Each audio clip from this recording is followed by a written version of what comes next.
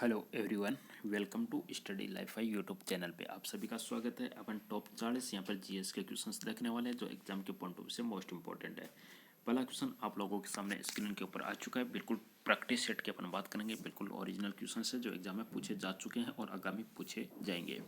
पहला क्वेश्चन है यहाँ पे आपके सामने कि क्वाशियोरकर और मरासमस बीमारी किसकी कमी के कारण होता है। क्वाशियोरकर और मरासमस बीमारी बताएगा किसकी कमी के कारण होता है। पहला क्वेश्चन, इसका सही जवाब बनेगा प्रोटीन। प्रोटीन की कमी से जो रोग होता है उसको अपन कहते हैं क्वाशियोरकर और मरासमस। दो बीमारी है जो प्रोटीन की कमी से होते हैं। सबसे ज़्यादा प्रोटीन सोयाबीन के अंदर पाया जाता है, आपको पता है। Next question, question number 2, diabetes मधुमेह का कारण क्या है। डायबिटीज या जिसको अपन मधुमेह बोलते हैं, इसके कारण क्या है। चारों ऑप्शन आपके सामने हाजिर है। डायबिटीज तो देखिएगा, इंसुलिन की कमी से डायबिटीज रोग हो जाता है। इंसुलिन की कमी और ग्लूकोजन की अधिकता से डायबिटीज रोग होता है। इंसुलिन का स्रावण होता है अग्नाशय की लैंगरेंस द्वीप की बिट्टा कोशिकाओं से स्रावण होता है इंसुलिन का। क्वेश्चन नेक्स्ट है, खून का थक्का किस विटामिन के कारण नहीं बनता। नेक्स्ट क्वेश्चन, खून का थक्का किस विटामिन के कारण नहीं बनता, बताएगा कौन सा विटामिन है। तो इस क्वेश्चन का आंसर बनेगा आपका विटामिन के। तो देखिएगा, विटामिन तो के है। और तत्व पूछे, तत्व कैल्शियम है। प्रोटीन पूछे तो prothrombin and fibrinogen. Prothrombin and fibrinogen protein है। ओके, तो इनकी कमी के कारण थक्का नहीं बनता। तो यहाँ पे विटामिन पूछा है तो विटामिन के अपना राइट आंसर बन जाएगा। सबसे अधिक लोहा किसके अंदर पाया जाता है। आयरन।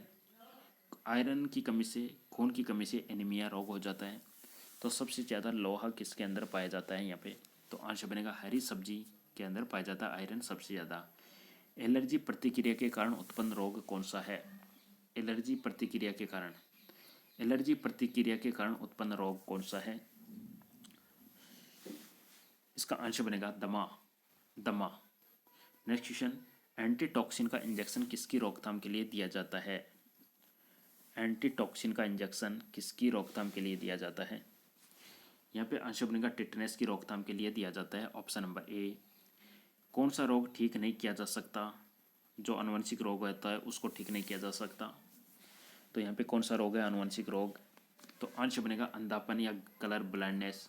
कलर ब्लाइंडनेस जिसको वर्ण अंधता भी बोलते हैं, इसके अंदर ग्रीन और रेड, हरे और लाल के अंदर डिफरेंस पैदा नहीं कर पाते व्यक्ति। जिसके कलर ब्लाइंडनेस रोग होता है वो हरा और लाल के अंदर डिफरेंस पैदा नहीं कर पाता। इस रोग को ठीक नहीं किया जा सकता। विडोल टेस्ट का उपयोग किसकी संभावना की जांच के लिए किया जाता है, बताइएगा। विडोल टेस्ट का उपयोग, तो आंसर बनेगा टाइफाइड के लिए किया जाता है। विडोल टेस्ट का उपयोग, विडोल टेस्ट का उपयोग टाइफाइड के लिए किया जाता है। एस्टिग्मेटिज्म एक बीमारी है किसकी, किससे संबंधित बीमारी है एस्टिग्मेटिज्म। तो आंसर बनेगा आंखों की बीमारी है। Option number B. अगला क्वेश्चन है, चेचक के टिक्के की खोज किसने की। चेचक के टिक्के की खोज किसके द्वारा की गई। चेचक के टिक्के की खोज की थी एडवर्ड जेनर के द्वारा। मवेशियों में एर्गोटिज्म रोग होता है किसके द्वारा। मवेशियों में एर्गोटिज्म रोग होता है, बताइएगा ये किसके कारण होता है। आंसर बनेगा कवक के द्वारा होता है। कवक को अपन फंगस भी बोलते हैं। आंसर बनेगा कवक के द्वारा होता है। नेक्स्ट क्वेश्चन यहाँ पे आपसे पूछा गया है, ORT किसके रोग उपचार से संबंधित है। ORT किसके रोग उपचार से संबंधित है। ORT, तो ORT का संबंध किससे है। अतिसार से है। ऑप्शन नंबर डी अतिसार। HIV संबंधित है किससे। HIV किससे संबंधित है। HIV वायरस है, एड्स का वायरस है। आंसर बनेगा यहाँ पे ऑप्शन नंबर डी। निमोनिया रोग कौन से अंग को प्रभावित करता है। निमोनिया रोग, निमोनिया रोग फेफड़ों में होता है, लंग्स में होता है। मनुष्य फेफड़ों से श्वसन करता है। निमोनिया किसके कारण होता है, बताइएगा। कारण क्या है निमोनिया का, जीवाणु या विषाणु। तो निमोनिया जीवाणु के कारण होता है, बैक्टीरिया अपना राइट आंसर बन जाएगा, बैक्टीरिया। रिकेटस एक बीमारी है किसकी। वीडियो पसंद आए तो लाइक शेयर कर दीजिएगा। इसी प्रकार से आपको इंपॉर्टेंट क्वेश्चंस के सेट प्रोवाइड करते रह जाएंगे। रिकेटस एक बीमारी किसकी। तो रिकेटस एक हड्डियों की बीमारी है। छोटे बच्चों के अंदर विटामिन डी की कमी से रिकेटस रोग हो जाता है। किसके इलाज में कीमोथेरेपी उपयोग किया जाता है, बताइएगा। कीमोथेरेपी का यूज किसके इलाज में किया जाता है। कीमोथेरेपी का यूज कैंसर के उपचार में किया जाता है? कैंसर के उपचार में स्पॉन्डिलाइटिस बीमारी किसे प्रभावित करती है? बताइएगा। स्पॉन्डिलाइटिस बीमारी किसे प्रभावित करती है? आंसर बनेगा मेरुदंड को प्रभावित करती है, ऑप्शन सी मेरुदंड। एथलेट फुट रोग किससे होता है? एथलेट फुट रोग किससे होता है? एथलेट फुट रोग किससे होता है? आंसर बनेगा फंगस से होता है, कवक से होता है, हाथी पांव रोग जिसको बोलते हैं।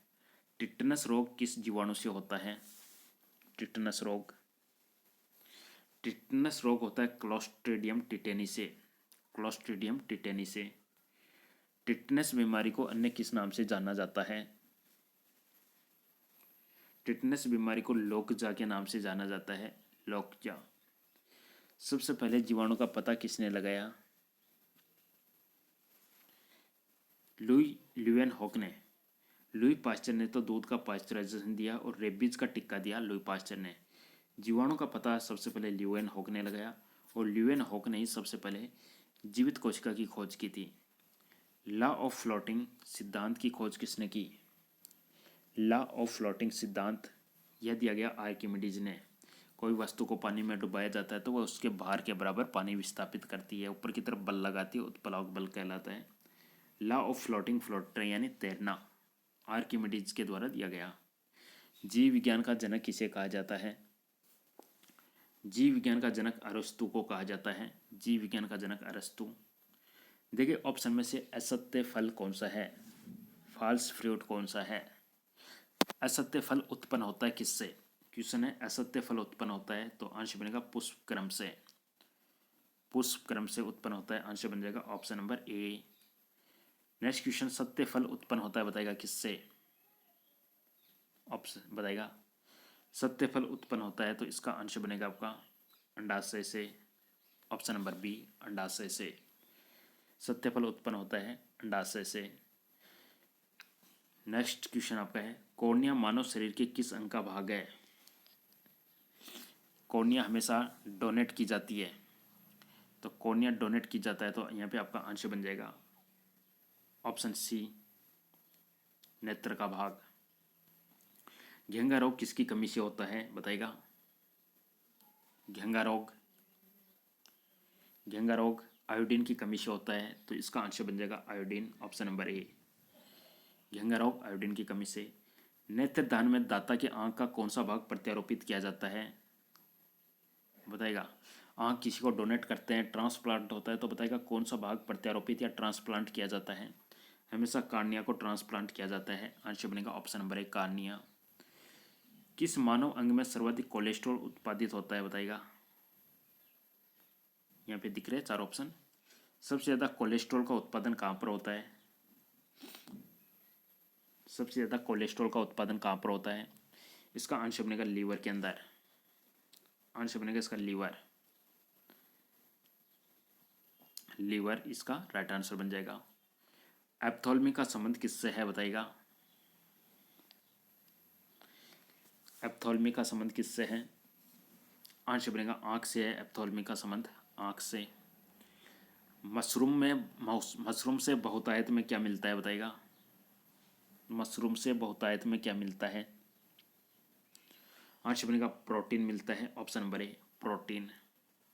अधिकतम शाकाहारी प्रोटीन पाए जाते हैं किसमें? अधिकतम शाकाहारी प्रोटीन पाए जाते हैं किसमें? शाकाहारी प्रोटीन दालों में पाया जाता है, सोयाबीन में और ही ज़्यादा होता है। तंबाकू में पाया जाने वाला रसायन कौन सा है? तंबाकू में पाया जाने वाला रसायन, तंबाकू में निकोटीन पाया जाता है, आंसर बनेगा ऑप्शन बी निकोटीन।